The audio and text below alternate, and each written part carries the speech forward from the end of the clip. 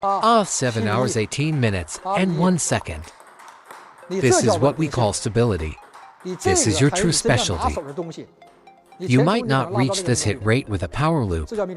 Not just doing it for the thrill. Looping 10 times but only landing 1 is not the goal. But regarding your everyone, what do you think is the problem? Then, I will share my the body back. Shift the center of gravity more to the left. Don't give random advice, guys. The current price for the shake hand blade is $1,600 with the live stream discount. It's $999. Friends, I'll explain a few points. Listen carefully. Maybe you stay inside. Let me explain a few things. Don't give wrong advice. Stop the random coaching. Pre-order for shake hand is if you want to buy, go ahead at the end of April. First, the high loop slow loop. Your loop just now was stable. That means your chain is working. You have the touch in your hand. But can you make the ball even spinnier? There are many body mechanic issues. First, your footwork and stance when looping. It can actually be a bit more parallel. That's fine, especially on the forehand side. Which parallel am I referring to? I mean the front to back foot placement. Standing like this is perfectly okay. It doesn't have to be left foot forward and right foot back. That's not an absolute. Many top pros don't stand that way anymore. A parallel stance is fine. Second point, when we are looping, remember, let's talk about the legs first. We've covered the legs. The weight must be placed on the right leg. Then I push off ding. When I lower my center, the arm and waist drive the movement, and the arm opens. When the arm opens, look at your wrist. When you rotate, your wrist isn't moving at all. When you rotate the waist, the wrist should naturally drop. Yours is a forced drop. It must be a natural relaxation. Because once it drops, you create space for the brush friction. Understand? That's how you apply friction to the ball. Right. What about the full body power? Listen, then try to feel before sharing it with others. They might not feel it yet. Only you can experience it. What's the feeling?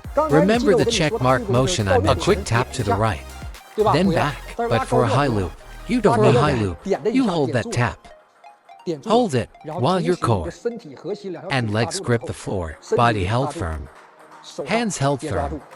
Grip, hold with legs, waist, and hands simultaneously.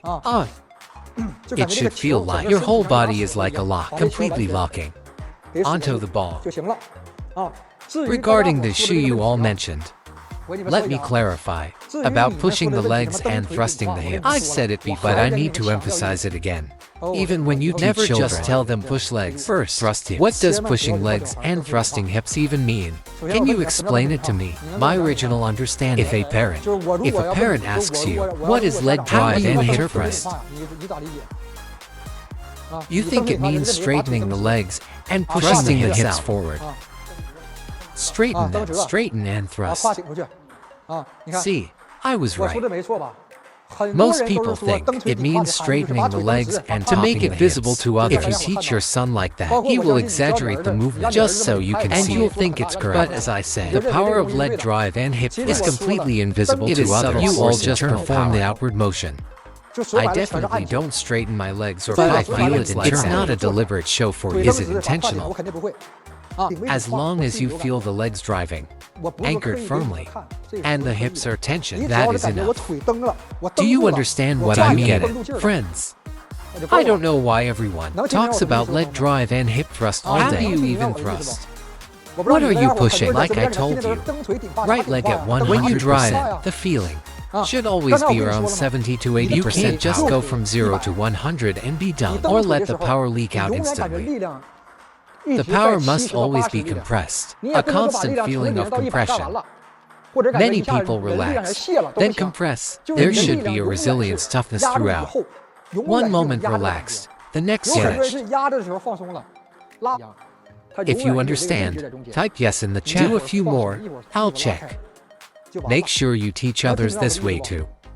See, the stance is already wrong. Pay attention to this. The toes tips of the feet. Hardly anyone on TikTok talks about toes. I won't say I'm the only one, but I'm certainly among the very few.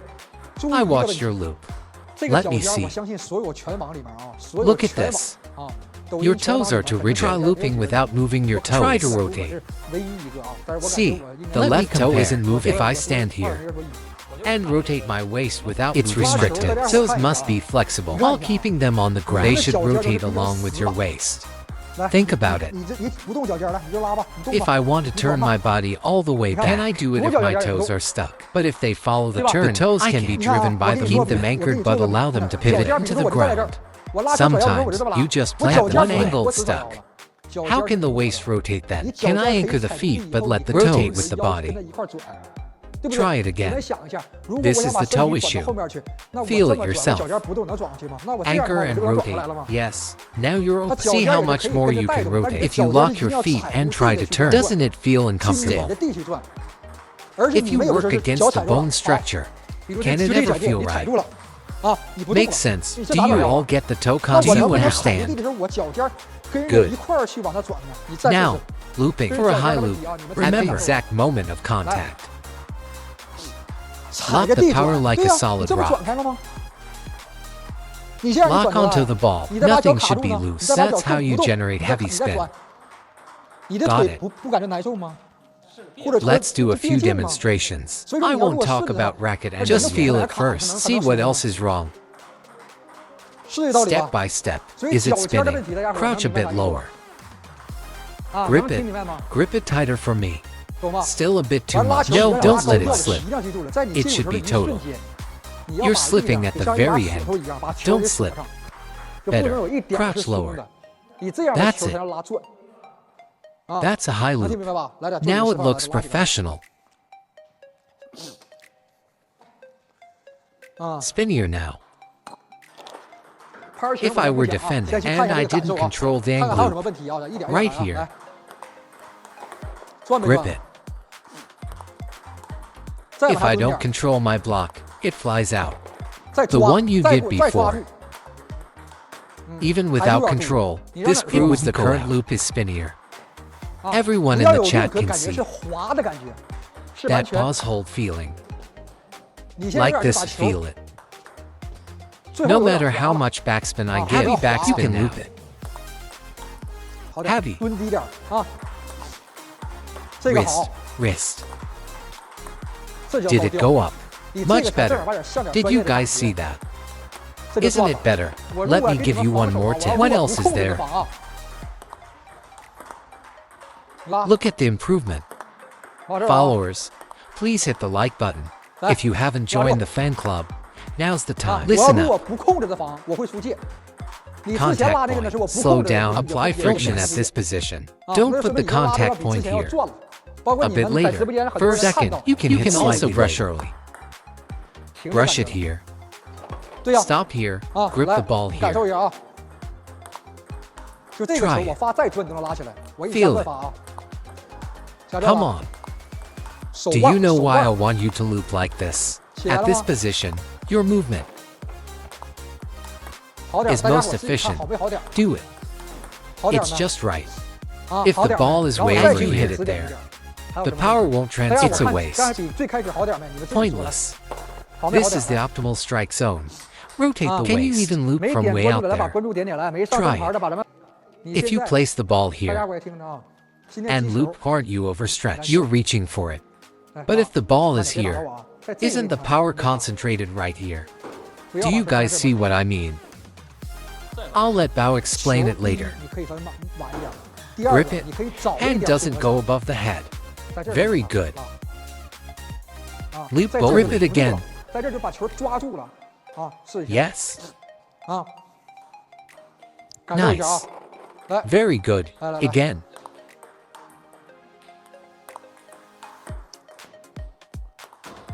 Not enough. This one is good. Excellent loop. Look at that ball. It's still spinning after it hits the floor. Still spinning.